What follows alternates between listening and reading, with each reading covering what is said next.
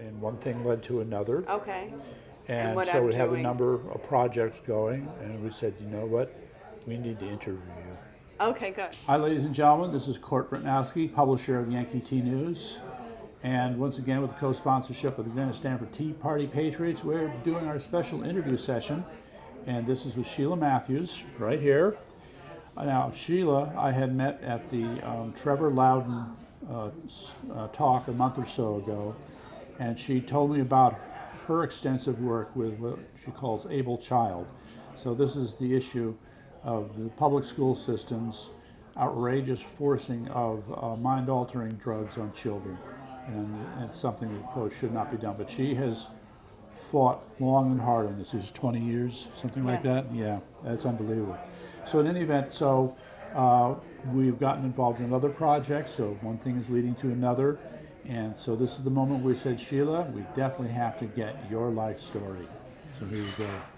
Well, thank you for having me here. Right, my pleasure. Yeah, we met at the talk about communism in public policy and with politicians, and Right. it caught my eye. My organization was founded on the name Able Child actually comes from President Eisenhower. He had developed grants for children when Sputnik was all abuzz, and those grants have been diverted. So where he wanted to develop the gifted and talented child, they've been converted into mental health grants and have gone really into the pharmaceutical industry. So I've done research all the way back to Nixon and Eisenhower in how these initial grants for the gifted and talented children have been diverted into mental health and drugging of our most talented children. They're labeled and then they're drugged. Right. Is there a person who is the primary bad actor in this diversion? Well, there's not Edward Kennedy.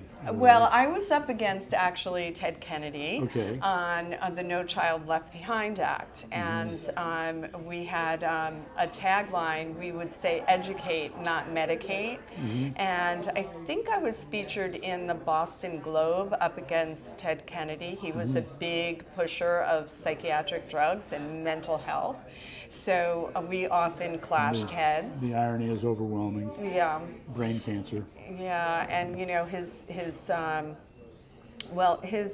stance on it was a lack of informed consent. He really wanted a mental health clinic in all public schools, and we're heading that way in recent legislation in Connecticut. And so I made it my passion to speak out against forced drugging of children, and I want to make sure that parents have informed consent and the right to refuse psychiatric drugs.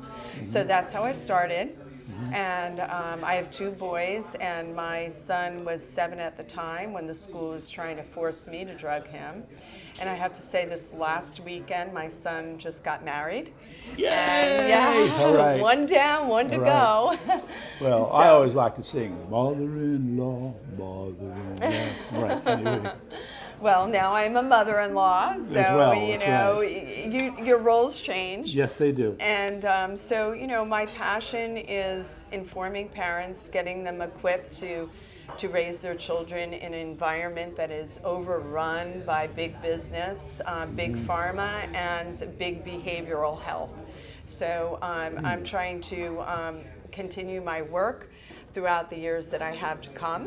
I plan on not going anywhere, and now I'm into a new project actually here in Connecticut. Right. So, I mean, I would add to that, I mean, in that Sheila and I are working together on these things. My perspective on this simply is that there is occurring this organic growth of conservatism in Connecticut. It's sprouting up in different places, and at various points in time, all these different parts need to come together. And you know, we keep kind of moaning and groaning about this. So one of the projects that we're working on is called the Conservative Media Action Consortium, CMAC. So we're still working on getting those people who make up the conservative media in Connecticut together, you know, and so Sheila's leading the way on pulling the organizational structure together. and eyeballing how we're going to do funding. And meantime, I'm just running around trying to find people. So, Well, I just absolutely love your podcast, and I love the way you go through the headlines and the relevant stories. So anything you. I could do to support you, I plan on doing that. I like applause. Applause is good. I think it's, you know what, why not have a discussion about anything? You know, instead of name calling, instead of tearing people down, let's have a discussion. Right. you Well, know? I would add to that the discussion, this point will keep being brought up over and over again. We keep seeing too many examples, including yours, of things that need to be covered, need to be broadcast, and they are not. The liberal media in the state won't touch this stuff because where do they get their money? Blah blah blah. So yeah, we have a job here to do what they're not doing. That's right. Put simply. You know, I've spent a lot of time in Connecticut State House of Representatives and the Senate and working with different governors, and there's been some movement towards good legislation as far as MedWatch is concerned. Now, a lot of people don't even know what that is. You're right. Me neither. And let me tell you what it is. It's a program that the consumer uses to report side effects to the drug companies, to the FDA. So, like, if you have a psychiatric drug that is causing you suicidal ideation, because that's on the black box warning on the drug, so that's going to increase your thoughts of suicide, aggression, violence. Those are the things that are associated with psychiatric drugs. So if you have something like that, you should report it through MedWatch.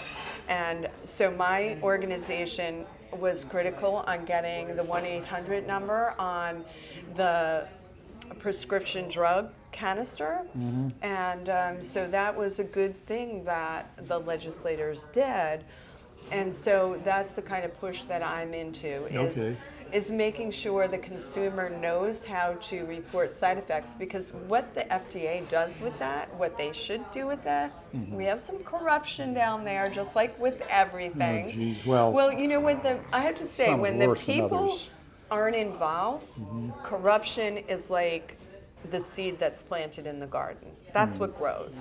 If you're involved as a parent, a teacher, an organization in the legislative process, you get to weed that garden. And that's my hope. Oh, how does that work? Well, you go up there and you start shaking, and rattling. As in, don't do that? Yeah, you ask. Oh, and then you ask nicely, and then if that doesn't work, you do petition work and you get out and you network with other people. My passion is really to support organizations in Connecticut that are going to work together for the conservative movement. I'm a libertarian. I really don't lean towards, I shouldn't say I don't lean towards either party. I am more of a Republican libertarian. Okay. And what I love to work with Democrats as well. My whole goal is to protect the consumer. That's my goal. And to protect children. I was listening to what you had to report about the vaccines with children. It's sick. Yeah, well, it's absolutely after this is over, unacceptable. After this is over, I have to play this 2-minute clip for you about Dr.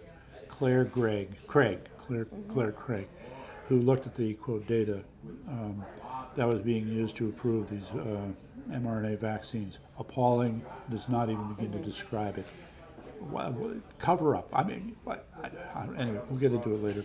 Well, here's the thing. So the other thing, though, with what you're talking about, the MedWatch is important, but we realize that the other problem is overprescribing.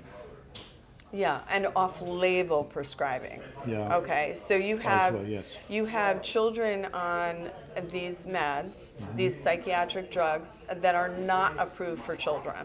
So the psychiatrist or the MD gets to say the benefits outweigh the risks. And we are hearing that with the vaccinations now. Yes, the benefits outweigh the risk, according to who?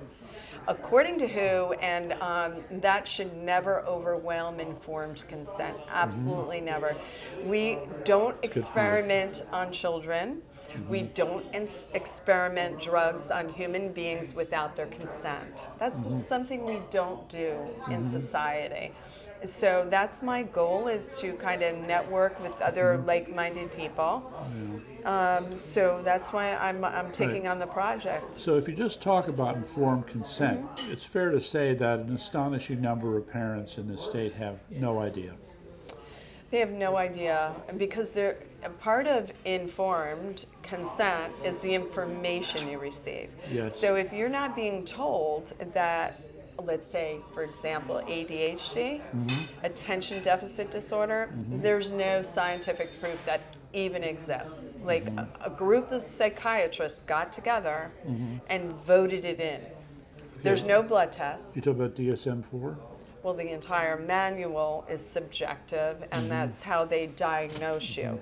So if you think of, communism, and that's what attracted me. I've heard of that, yes. Okay, that's what attracted me to the speaker, because, when you do that, you now run into that system, and I don't accept that. I reject communism. I reject that form of government where people don't have the informed consent and the right to say, I don't want to participate, and I don't want to be a part of that project. Well, it's one more thing to be pounding them over the head with. But yeah, well, getting into communism is a separate subject for now, for the moment. So what is next?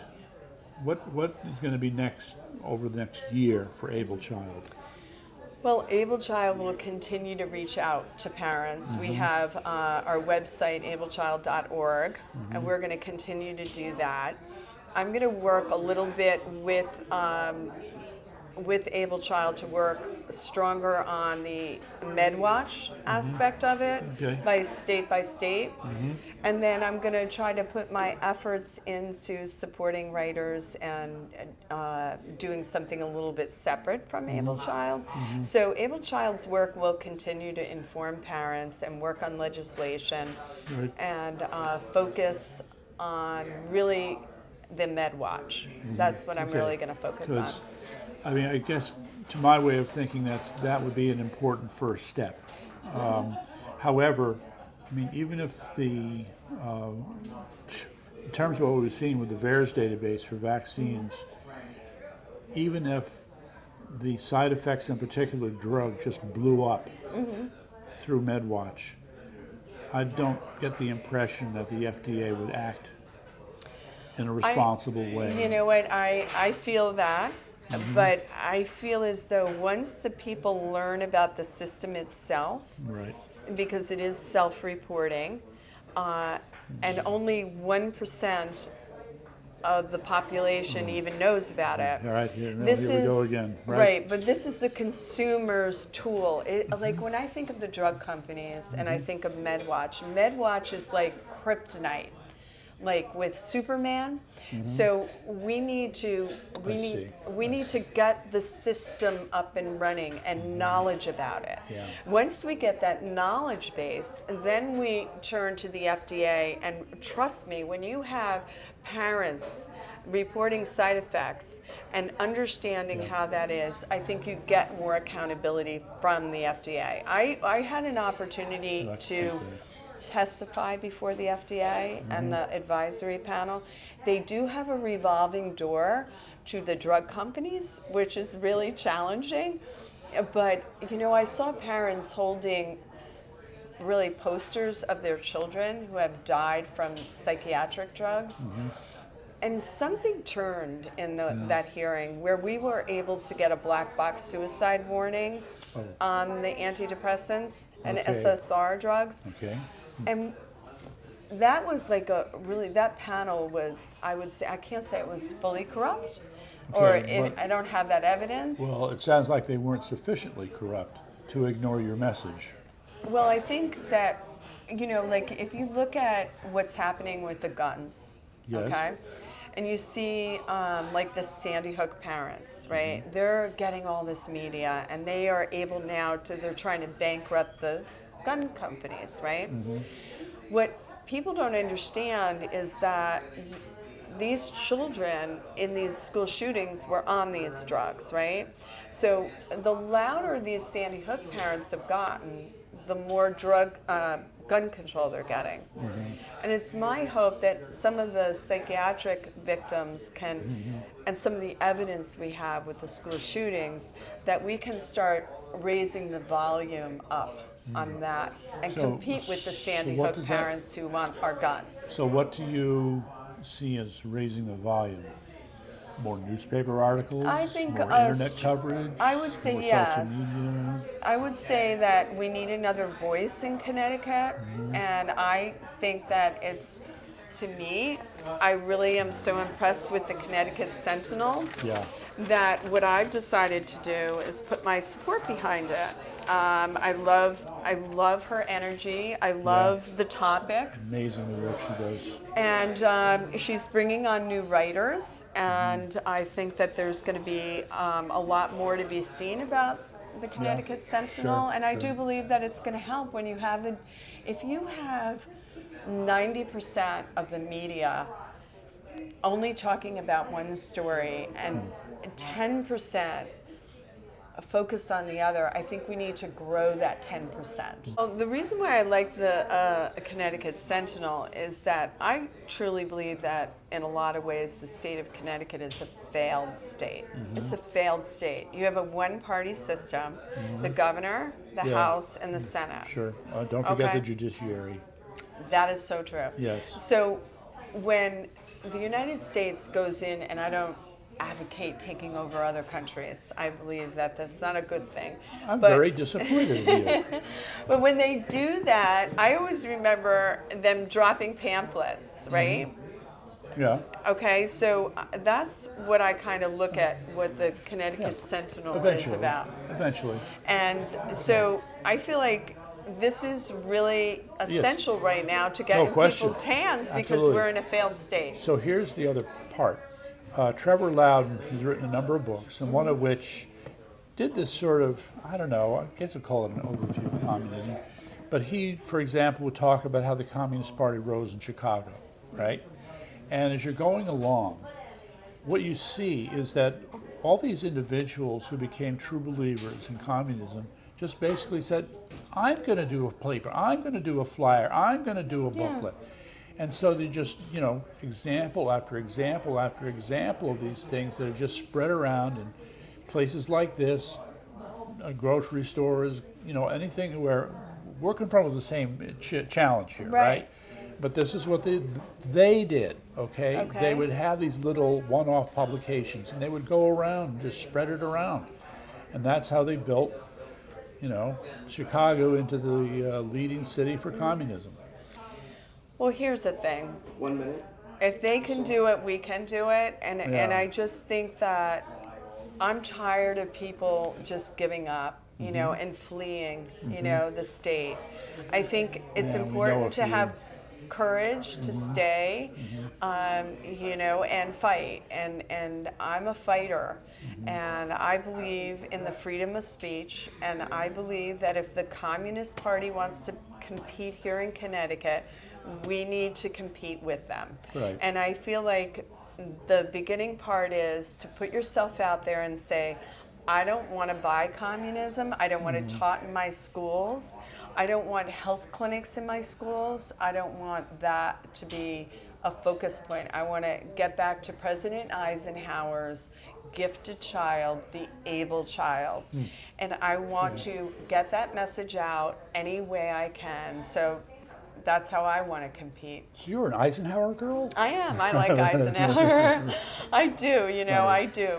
I do not like Nixon. I think that he created the smart pill, and that's how psychiatric drugs got into to the school. Okay, that's another I've story. done and I'm happy to come back and Okay. talk about it. Okay, so that's our first round. I'm sure Sheila and I will be talking about this a lot more and a lot of other things. So thank you very much, folks.